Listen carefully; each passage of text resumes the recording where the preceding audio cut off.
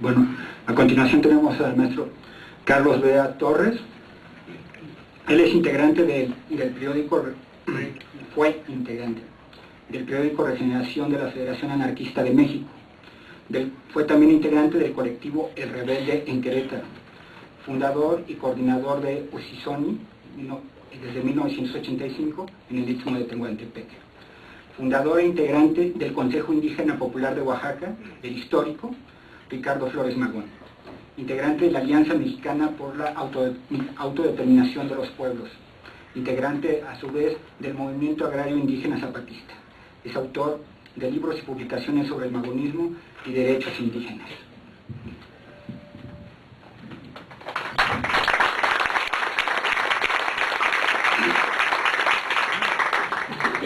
Buenas noches a todos, a todas. Yo creo que son tiempos, son momentos de preguntarnos qué es eso que se llamó o que se llama Revolución Mexicana.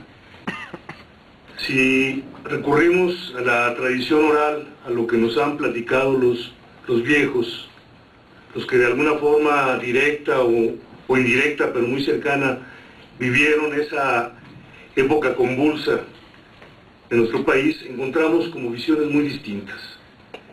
Primero, recuerdo hace aproximadamente unos 30 años la plática de un viejo agrarista de la zona de San Luis de la Paz, en Guanajuato, don Macario,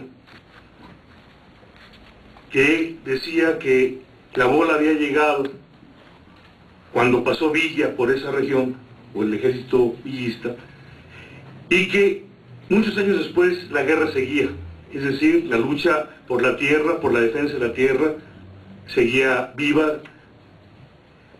Luego encontramos el testimonio también, hace también más de 20 años, de don José González Méndez, un zapoteco de la Sierra Norte de Oaxaca, que recordaba que su padre se había sumado a las fuerzas del Cuche Viejo, de Pedro León, para luchar por la soberanía de Oaxaca frente a las imposiciones de los gobiernos centrales.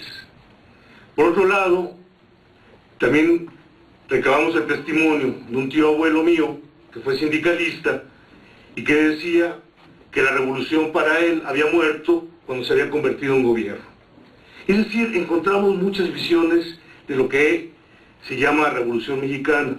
Y lo primero que yo quiero poner encima de la mesa es que realmente la Revolución Mexicana no es un evento que arrancó por dictado de los espíritus que le hablaban al oído a Panchito Madero a las 6 de la tarde del 20 de noviembre.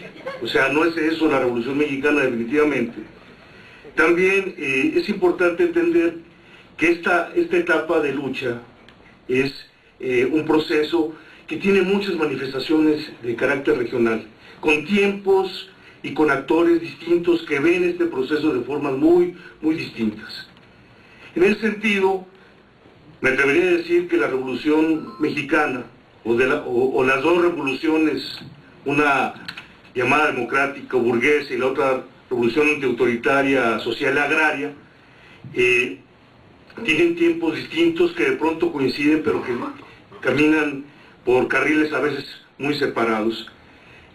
Si bien la revolución no comenzó ese 20 de noviembre porque llegó Francisco y Madero a Ciudad Acuña y no encontró a nadie y se regresó otra vez a San Antonio, sí encontramos que en esta otra forma de ver la revolución como un proceso largo, con diferentes matices regionales, hay una relación con procesos más antiguos, que están ligados.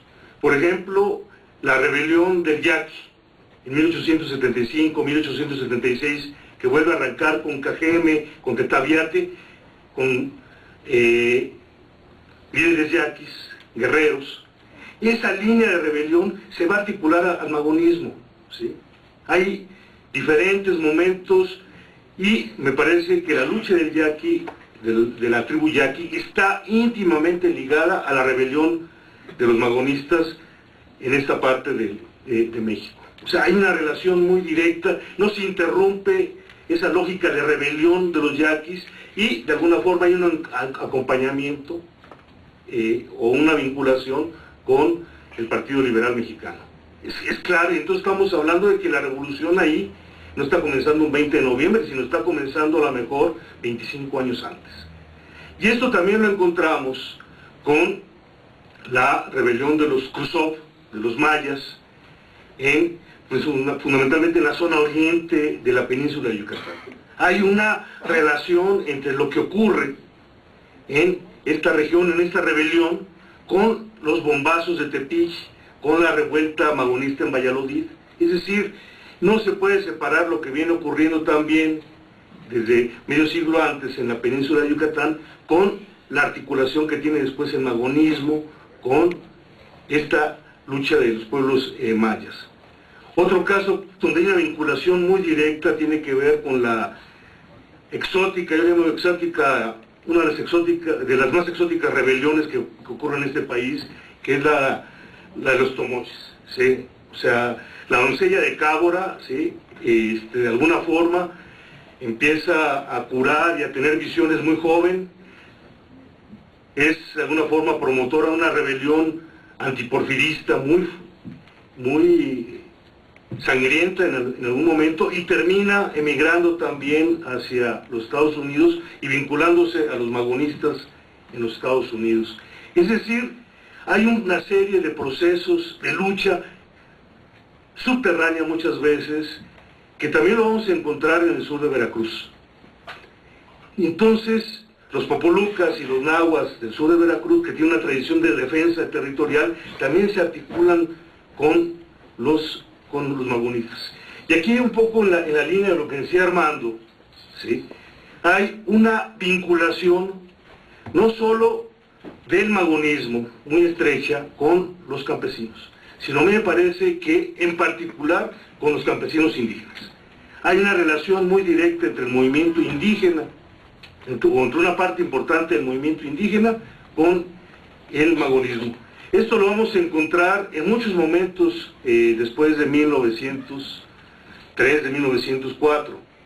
En la rebelión de Acayuca, en 1906, Hilario C. Salas, José Donato Padua, que son impulsores de los